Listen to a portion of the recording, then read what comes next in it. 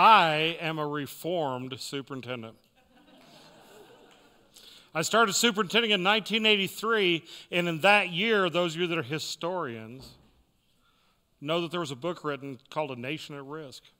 And in that book, it said that there was a rising tide of mediocrity in American public schools, and if we didn't stem that tide, our nation would fail. And I have been reformed about twice every decade since. And like you, I'm being reformed once again.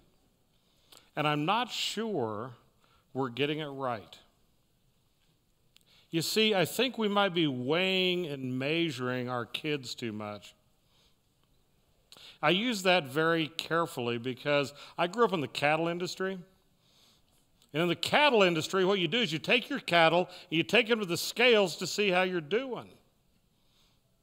And then you take them back and feed them and bring them back to the scales again. And I'm afraid in education today, especially in New Mexico, that we're spending an incredible amount of time getting the scales just right, perfecting them, practicing moving our students across those educational scales. And I'm afraid we might have forgotten one very important lesson we learned in the cattle industry. That's not where you fatten them. No, you take them to the feedlots and you take them to the pastures. And kids today are different, marvelously different. Have you seen the YouTube of the little 1-year-old girl with her iPad and her magazine? Let me refresh if you haven't. You hand her the iPad, and she begins to work it, and she goos and giggles, and then they hand her a magazine, and she tries to make it work. And pretty soon she gets frustrated, and they take it away and give her an iPad, and guess what happens? She immediately starts working and gooing and giggling again. And at the end of that YouTube video, it says something I think profound to us as educators and as parents. I wonder what operating system my daughter has. Now, you see, in education, I think that may be something we need to be more contemplative about. In fact, I would ask this question: what if we were to innovate rather than calculate? Let's go to Las Cruces Public Schools for just a minute. Let me tell you about a program called the JUMP program, Joint Ungraded Multi-Age Primary.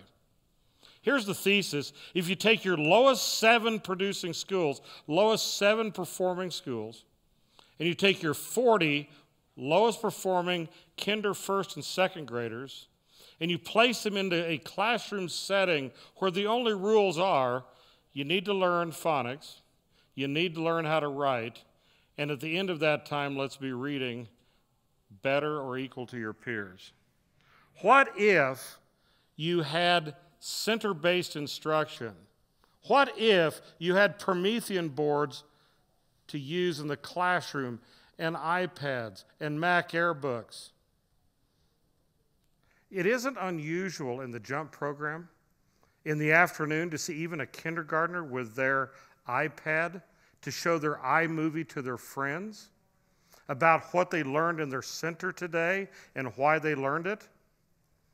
Do you suppose that would work? Well, JUMP started 2.5 years ago. And at the end of just 2 years, let me tell you how that worked. Within the Las Cruces Public Schools, kinder through second graders, 74% of our students are proficient readers. Not bad, huh?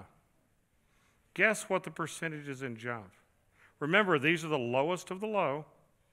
After just 2 years, 83% proficient readers.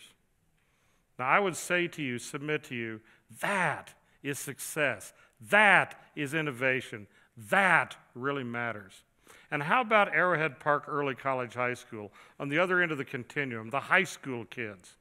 Do you know that 4.5 years ago, we were literally in the parking lots of Kmart and Walmart handing out flyers asking prospective 8th graders, would you like to come to a school that's going to be a little different? But if you do it well, you'll get your high school diploma and maybe an associate's degree when you complete.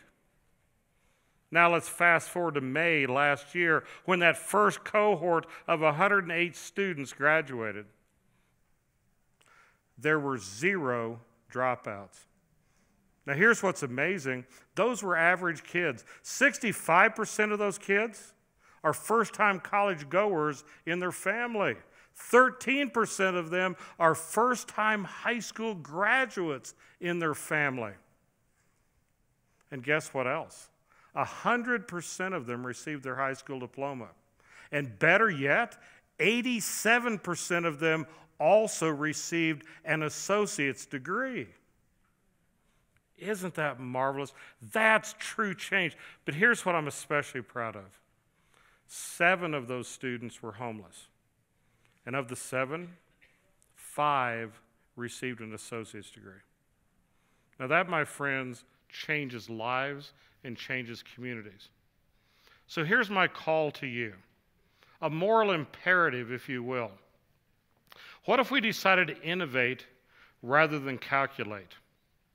If we got it right, maybe I wouldn't have to be reformed again.